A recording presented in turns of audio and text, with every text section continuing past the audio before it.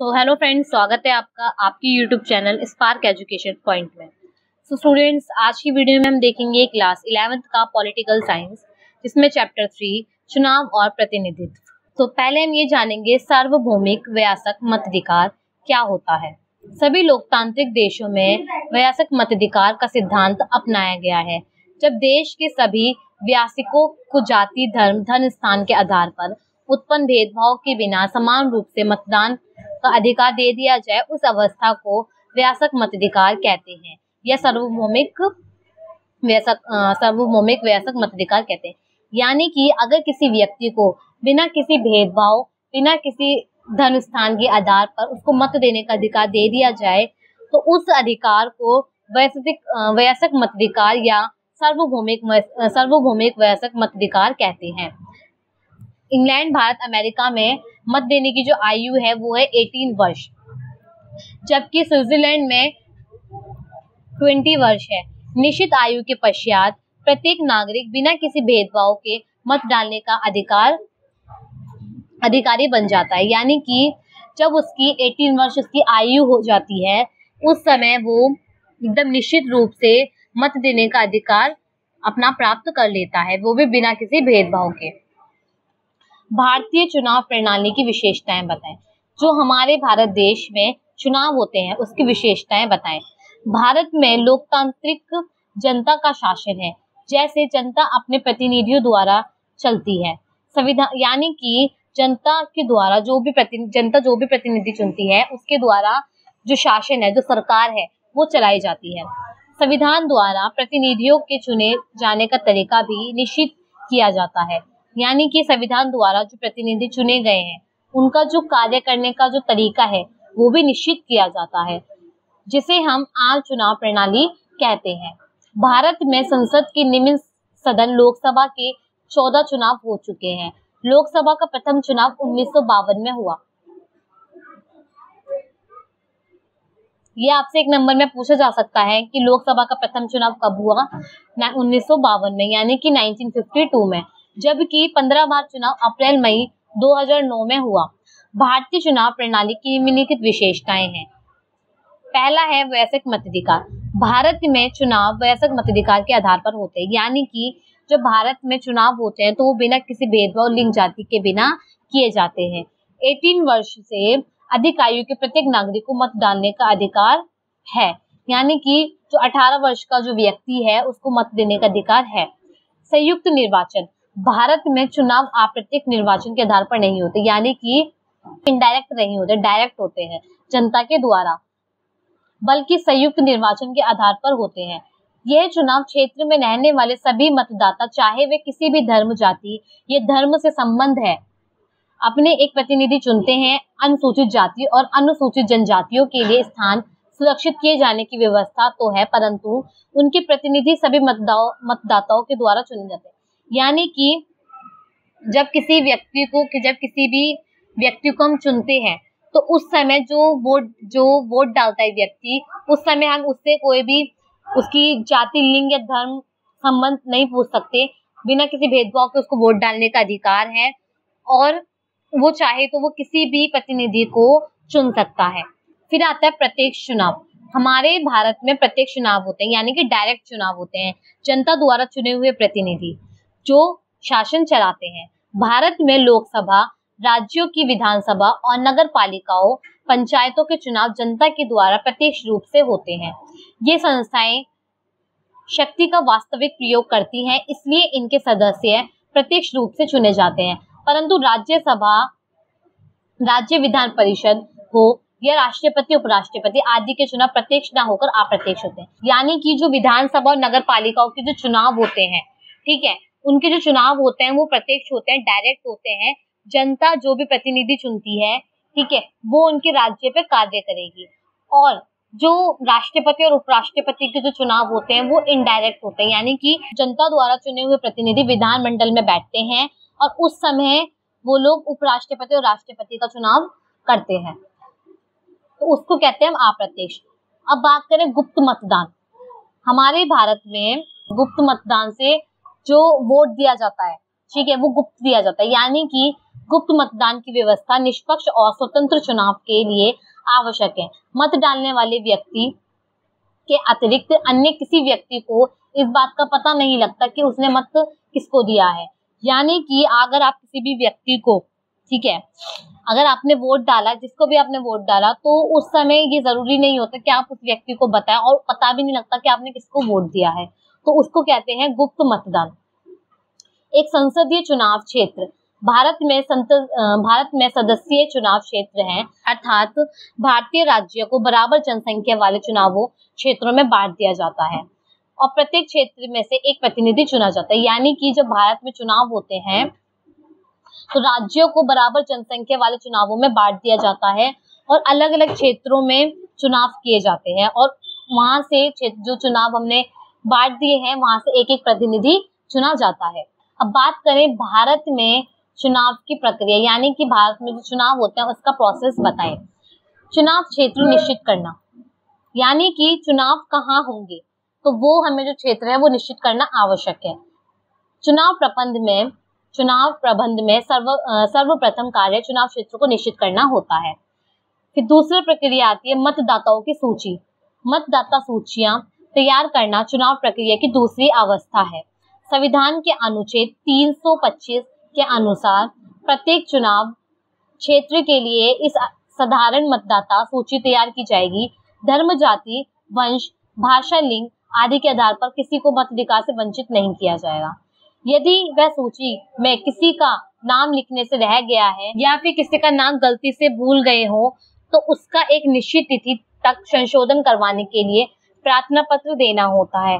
फिर संशोधित सूची तैयार की जाती है। यानी कि जो सेकंड प्रक्रिया आती है उसमें होता है कि कौन कौन वोट देता है, उसकी एक लिस्ट तैयार की जाती है और उस लिस्ट में किसी भी ऐसा नहीं है कि आप किसी भी व्यक्ति की भाषा, लिंग या फिर उसके वंश को देख के आप लिस्ट रेडी करेंगे। बिना किसी भेदभाव के आपको वो लिस्ट रेडी करनी है। मान लीजिए अगर किसी व्यक्ति का नाम गलत हो गया या फिर किसी व्यक्ति का नाम आप भूल गए लिस्ट में लिखना, तो उसको एक निश्चित तिथि तक, ठीक है, एक निश्चित तिथि तक एक संशोधन करवाने के लिए प्रार्थना पत्र आपको भेजना पड़ेगा। फिर दोबारा से वो लिस्ट आपको तैयार करनी पड़ेगी। फिर तीसरी जो प्रक्रिया आती है वो होती है चुनाव तिथि की घोषणा करना। यानी कि तीसरा जो प्रोसेस है उसमें आपको बताना होता है कि चुनाव कौन सी तारीख को होंगे, कौन सी डेट को होंगे।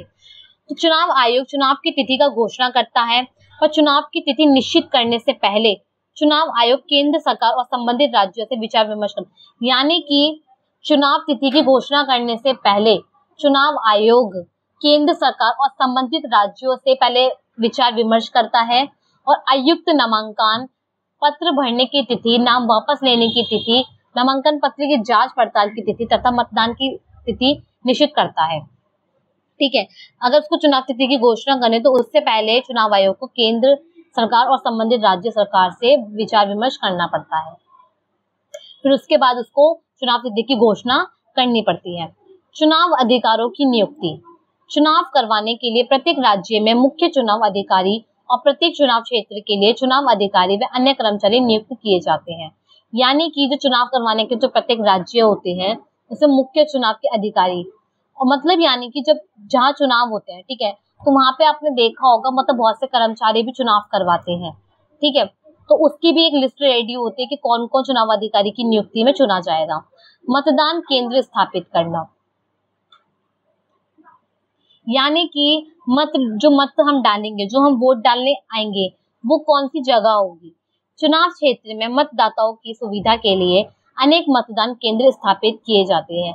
यानी कि आपने बहुत सी जगह देखा होगा जब चुनाव आते हैं तो बहुत सी जगह वोट डालने की सुविधा की जाती है। जैसे बहुत से स्कूल्स में भी वोट डालने की सुविधा की जाती है ताकि व्यक्ति को दूर ना जाना पड़े। तो मतदान केंद्र स्थापित करना बहुत ही मतलब महत्वपूर्ण होता है, जिससे किसी भी व्यक्ति को वोट डालने के लिए दूर नहीं जाना पड़ता। तो जैसे कि यह लिखा है, चुनाव क्षेत्र में मतदाताओं की सुविधा के लिए अनेक मतदान केंद्र स्थापित किए जाते हैं कि नागरिकों को वोट डालने के लिए बहुत दूर ना जाना पड़े। प्रत्येक मतदान केंद्र में निश्चित संख्या तक मतदाता रखे जाते हैं और मतदान केंद्र में आने वाले नागरिक को मतदान केंद्र में डालते हैं। फिर छठी प्रक्रिया है नामांकन दाखिल करना। इसके बाद मेंबर बनाने की इच्छुक व्यक्ति के नाम का प्रस्ताव या एक निश्चित तिथि के अंदर छापे फॉर्म पर, जिसका नाम नामांकन पत्र है, किसी एक मतदाता द्वारा प्रस्तुत किया जाता है। दूसरा मतदाता उसका अनुमोदन करता है। इच्छुक व्यक्ति उम्मीदवार भी उस पर अपनी स्वीकृति देता है तथा पत्र के साथ जमानत की निश्चित राशि जमा करवानी पड़ती है। नाम की वापसी, अगर किसी व्यक्ति को अपने नाम की वापसी करनी है, यदि कोई उम्मीदवार किसी कारण से अपना नाम वापस लेना चाहे तो एक निश्चित तिथि तक उनको ऐसा करने का अधिकार होता है। वह अपना नाम वापस ले सकता है, जमानत की राशि उसे वापस मिल जाती है। अगर कोई व्यक्ति चुनाव में वोट नहीं देना चाहता तो उस समय वो अपना नाम भी वापस ले सकता है। चुनाव अभियान। वस्तु चुनाव की तिथि की घोषणा के साथ ही राजनीतिक दल चुनाव के प्रचार शुरू कर देते हैं, पर चुनाव प्रचार सही ढंग से तब शुरू होता है जब नामांकन पत्रों की जांच पड़ताल के बाद उम्मीदवारों की अंतिम सूची घोषित की जाती है। 19 जनवरी 1992 को राष्ट्रपति ने एक अध्यादेश जारी कर लोकसभा व विधानसभा चुनावों में नामांकन वापस लेने का अंतिम तारीख के बाद मतदान करने की न्यूनतम समय सीमा को 20 दिन से घटाकर 14 दिन कर दिया है। यानी कि अगर किसी व्यक्ति को अपनी लिस्ट, उसकी मतलब लिस्ट में से, मतदान की लिस्ट में से अगर नाम वापसी करनी है तो उसको 14 दिन के अंदर अंदर अपना नाम वापस करना जरूरी है। राजनीतिक दल मतदाताओं की अपने पक्ष में करने के लिए अपने अपने चुनाव घोषणा करते हैं, जिसमें दल की नीतियां, ऐप कार्यक्रम घोषित किए जाते हैं। राजनीतिक दल पोस्टर द्वारा, जुलूस द्वारा, रेडियो, दूरदर्शन अपने कार्यक्रम का प्रचार करते हैं। उम्मीदवारों के समर्थक घर घर जाकर और उम्मीदवार भी जहाँ तक हो सके सभी घरों में वोट मांगने जाते हैं। गलियों और सड़कों के चौराहे पर छोटे छोटे सार्वजनिक सफाई की जाती है। यानी कि चुनाव अभियान का अर्थ होता है चुनाव तिथि की घोषणा हो गई, ठीक है, तो उससे पहले जो जो व्यक्ति चुनाव में खड़ा होता है वो अपने चुनाव की प्रचार करता है। यानी कि जैसे आपने देखा होगा बहुत से जो नेता होते हैं वो घरों घरों में जाके अपने चुनाव का प्रचार करते हैं कि आप हमें वोट दो, आप हमें वोट दो। और बहुत सी जगह आपने देखा होगा कुछ लोग ऑटो चल रहे हैं तो उसमें मतलब चुनाव के बारे में चल रहा है। टीवी में आप देखते हो, ठीक है, रेडियो के द्वारा आप देखते हो, ठीक है, तो उस समय वो क्या होता है, आप उस समय जो नेता होते हैं वो अपने चुनाव का प्रचार कर रहे होते ताकि जो लोग हैं वो उनको वोट दे। और बहुत से नेता घर घर में जाके भी वोट मांगने जाते हैं और गलियों और सड़कों के चौराहे पर छोटी छोटी सार्वजनिक सफाई की जाती है ताकि लोग उनको वोट दे। तो एक तरह से जो नेता होते हैं वो अपने चुनाव के लिए प्रचार करते हैं अलग अलग जगह पर जाकर। मतदान।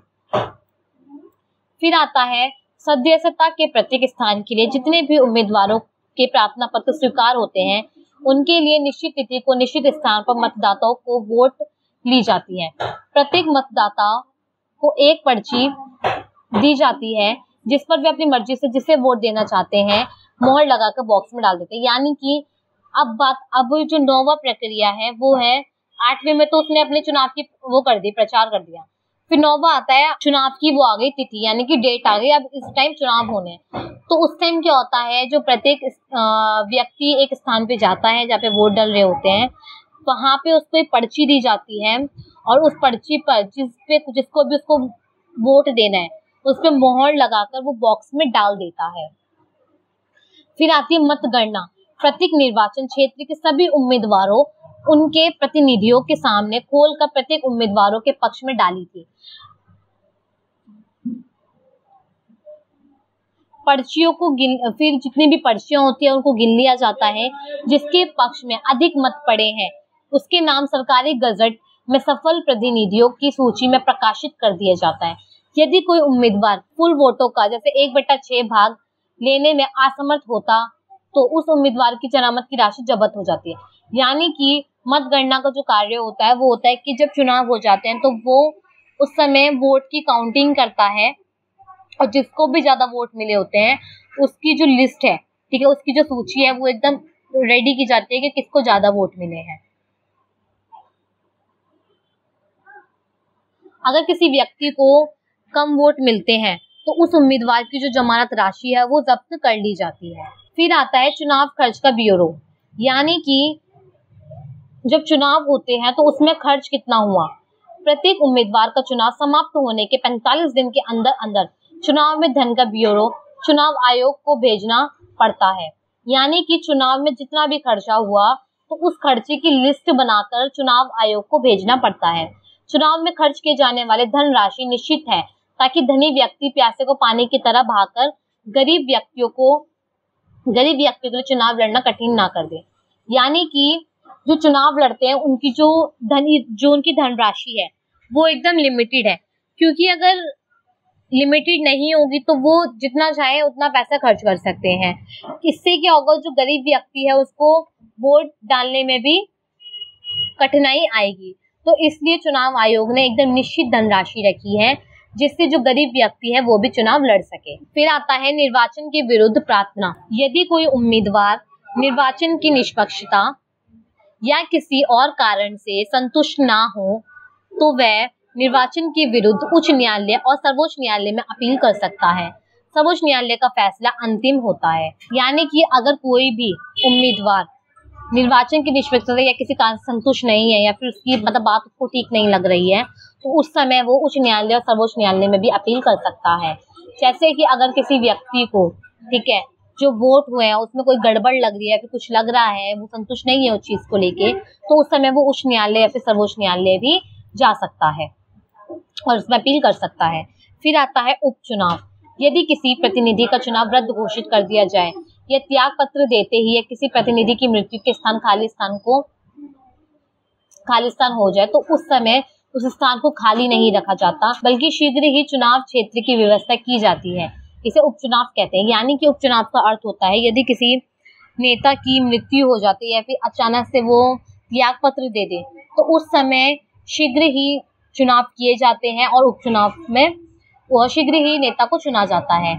वो जो उपचुनाव होते हैं, जो प्रतिनिधि होता है वो 5 वर्ष के लिए नहीं चुना जाता बल्कि अगले चुनाव जब तक नहीं हो जाते और अगला अपने पद पर नहीं बैठ जाता तब तक उसको बैठना पड़ता है। तो एक तरह से आप ये कह सकते हैं उपचुनाव का जो अर्थ होता है वो जब तक अपने पद पर है जब तक दूसरे चुनाव नहीं हो जाते। चुनाव आयोग का महत्व। भारत का चुनाव आयोग भारत की जनता के लिए एक व्यक्ति ही महत्वपूर्ण संस्था है। ये संसद और विधान मंडलों के चुनावों का प्रबंध करता है। भारत जैसे बड़े देशों में चुनाव का प्रबंध करना कोई मामूली बात नहीं है। चुनाव आयोग ने अब तक 15 आम चुनाव करवाए और इनके लिए प्रशंसा का पात्र है। भारत में लोकतंत्र की सफलता स्वतंत्र और निष्पक्ष चुनाव पर आधारित है। इसके लिए चुनाव आयोग को ही बधाई का पत्र कहा जाता है। चुनाव आयोग तक निष्पक्ष और स्वतंत्र चुनाव होते हैं। चुनाव प्रणाली में सुधार के लिए सुझाव। अगर हमें चुनाव प्रणाली में कुछ सुधार चाहिए तो उसके हमें कौन कौन से सुझाव हम देंगे। तो पहला है निष्पक्षता। यानी कि चुनाव निष्पक्ष ढंग से होने चाहिए। सत्तारूढ़ दल का चुनाव में हस्तक्षेप नहीं करना चाहिए और ना ही अपने दल के हित में सरकारी मशीनरी का प्रयोग करना चाहिए। यानी कि जो चुनाव होंगे वो ढंग से होने चाहिए और किसी भी दल का हस्तक्षेप नहीं होना चाहिए, क्योंकि कोई भी दबाव होगा तो वो ठीक ढंग से चुनाव नहीं हो पाएंगे। जैसे कि बहुत से पहले होता था ये वाली चीजें कि जहाँ चुनाव होते थे वहां गुंडे आकर क्या करते थे, अपना आप को वोट करवाते थे। ठीक है, तो ये सबसे बड़ी क्या हो गई, एकदम से धोखाधड़ी हो गई कि भाई ऐसे ये तो गलत है। ठीक है, जनता किसी और को चुनना चाहती है मगर वो क्या करता है, हस्तक्षेप करके अपना आपको वोट दिलवा देता है। ठीक है, और बहुत सी सरकारी मशीन जो होते हैं उनका भी प्रयोग करते हैं। सांप्रदायिकता की समाप्ति। यानी कि सांप्रदायिकता का प्रभाव चुनावों में से प्राप्त होना चाहिए। जाति धर्म में अत्यधिक के नाम पर वोट मांगने वाले उम्मीदवारों को चुनाव लड़ने का अयोग्य घोषित कर देना चाहिए। यानी कि बहुत से आपने देखा होगा, बहुत से जो व्यक्ति होते हैं जो चुनाव के लिए खड़े होते हैं वो घरों में जाके या फिर जो उनके जाति का होता है उनके पास जाके ये बोलते हैं भाई हम तो तुम्हारी जाति के हैं, तुम हमें वोट दो, तुम हमारे लिए चुनाव ये करो, हमारे लिए वोट मांगो। तो उस समय वो क्या होता है, चुनाव लड़ने अयोग्य नहीं होता है। तो उसको चुनाव प्रणाली को क्या करना चाहिए, उस व्यक्ति को उसी समय अयोग्य घोषित कर देना चाहिए। फिर आता है नैतिकता। यानी कि चुनावों में नैतिकता का प्रयोग किया जाना चाहिए। एक दूसरे पर कीचड़ नहीं उठाना चाहिए और ना ही झूठे वादे करने चाहिए। जैसे बहुत से नेता होते हैं झूठे वादे करके चुनाव तो जीत जाते हैं परंतु वो उन वादों को निभाते नहीं है। तो इसलिए उनको झूठे वादे भी नहीं करने चाहिए। राष्ट्रीयवाद की भावना, मतदाता उम्मीदवारों में स्थानीय भावनाओं के स्थान पर राष्ट्रीय भावनाओं का समावेश होना चाहिए। उन्हें स्थानीय हितों को राष्ट्रीय के हित पर कुर्बान कर देना चाहिए। यानी कि जो चुनाव के लिए खड़े होते हैं उनके मन में भी राष्ट्रीयवाद के प्रति भावना होनी चाहिए। अपने देश के प्रति भावना होना बहुत ही आवश्यक है। उचित कानून, चुनाव में भ्रष्टाचार तथा अन्य दोषों को दूर करने के लिए सरकार को उचित कानून बनाने चाहिए। सरकार को चाहिए कि चुनाव के दिनों में दिए जाने वाले खर्च पर पूरी निगरानी रखे और गलत प्रचार करने वाले उम्मीदवारों को उचित कदम उठाए। यानी कि जो लोग चुनाव में खड़े होते हैं उन पे जितना भी वो लोग पैसा खर्च कर रहे हैं उस पे निगरानी होनी चाहिए, और जो लोग गलत प्रचार कर रहे हैं या फिर धर्म जाति को लेकर प्रचार कर रहे हैं उस पे भी उनको उचित कदम उठाने चाहिए। फिर आता है चुनाव खर्च। चुनाव का खर्च सरकार को उठाना चाहिए जिससे आम नागरिक भी चुनाव लड़ सके। परिचय पत्र, जाली मतदान को रोकने के लिए मतदाताओं को परिचय पत्र देना चाहिए। कड़ी सजा, बूथों पर कब्जा करने वालों को कड़ी सजा देनी चाहिए। यहाँ पे ये जो 9वां जो पॉइंट है इसमें थोड़ा सा कुछ टाइपिंग मिस्टेक हो गई है, तो मैं आपको करेक्शन वाली जो वो है टॉपिक वो मैं आपको बता देती हूँ। तो शिक्षा का प्रसार इतना हो कि मतदाता किसी झूठे प्रचार के चक्कर में ना फंसे और सोच समझकर अपने वोट का प्रयोग करे। यानी कि जो भी व्यक्ति वोट देता है उसको एकदम सोच समझकर वोट देना चाहिए। और चुनाव आयोग ने इलेक्ट्रॉनिक मतदान मशीन का प्रयोग का सुझाव दिया। यानी कि पहले जो चुनाव होते थे वो कैसे होते थे, मतलब डिब्बे, जैसे किसी को भी चुनाव देना है तो वो क्या करते थे, पर्ची में नाम लिख दिया, वो डिब्बे में डाल दिया। तो इससे क्या होता था, मतलब कुछ पीछे हो ही जाता था, ठीक है। कुछ मतलब लोग दबाव में आके भी चुनाव वो कर देते थे, वोट दे देते थे। परंतु अगर अब देखिए, अगर आप चुनाव लड़ने जाते हैं, अब चुनाव आयोग में जब मतदान देने जाते हैं, अब तो इलेक्ट्रॉनिक मतदान आ गई, इलेक्ट्रॉनिक मशीनें आ गई, ठीक है, जो बहुत ही इम्पोर्टेंट थी, जो बहुत ही महत्वपूर्ण थी। इससे क्या होगा, कोई भी गलत चुनाव नहीं कर सकता, कोई भी गलत वोटिंग नहीं डाल सकता।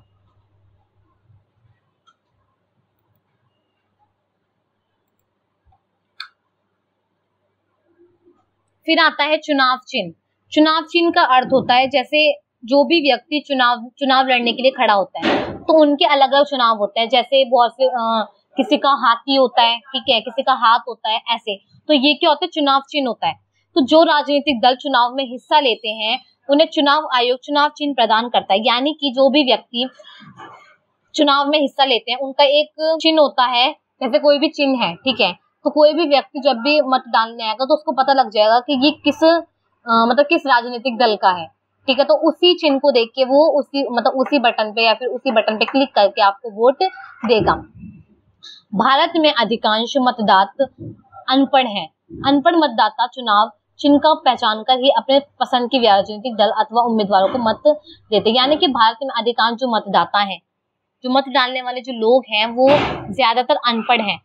तो उसके लिए चिन्ह का जो प्रयोग है बहुत ही आवश्यक है।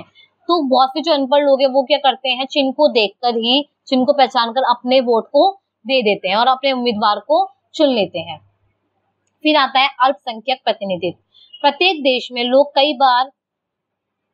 कई आधार पर बैठे होते हैं। कई समूह वर्गों के लोग संख्या में दूसरे वर्गों के लोगों से कम होते हैं। ऐसे लोगों को अल्पसंख्यक कहा जाता है। यानी कि अल्पसंख्यक वो होते हैं जिनकी संख्या कम होती है, क्योंकि फिर अगर उनकी संख्या कम होती है तो बहुत से जो अल्पसंख्यक जो लोग होते हैं उनको वोट डालने का अधिकार भी नहीं होता, क्योंकि वो दूसरे वर्गों से कम होते हैं, जिनको हम कहते हैं अल्पसंख्यक। जैसे कि मान लीजिए दो ग्रुप हैं, ठीक है, दो वर्ग हैं। तो एक वर्ग में मान लीजिए 100 व्यक्ति हैं, ठीक है, और दूसरे जो ग्रुप है, जो दूसरा वर्ग है, उसमें है आपके मान लीजिए 40, ठीक है। तो जो अल्पसंख्यक कौन सा हो गया आपको, 40 वाला, जिसमें कम व्यक्ति हैं। तो जो कम व्यक्ति है उसको हम कहते हैं अल्पसंख्यक। फिर आता है फास्ट पास द पोस्ट। इसका अर्थ ये है कि चुनाव में जिस उम्मीदवार को सबसे अधिक मत प्राप्त होता है वह विजय घोषित कर दिया जाता है। इस प्रणाली में जो उम्मीदवार सबसे पहले अधिक मत प्राप्त करता है वह विजयी रहता है। यानी कि फास्ट पास द पोस्ट का अर्थ होता है जिसको ज्यादा वोट मिलते हैं उसको विजय घोषित कर दिया जाता है। ठीक है,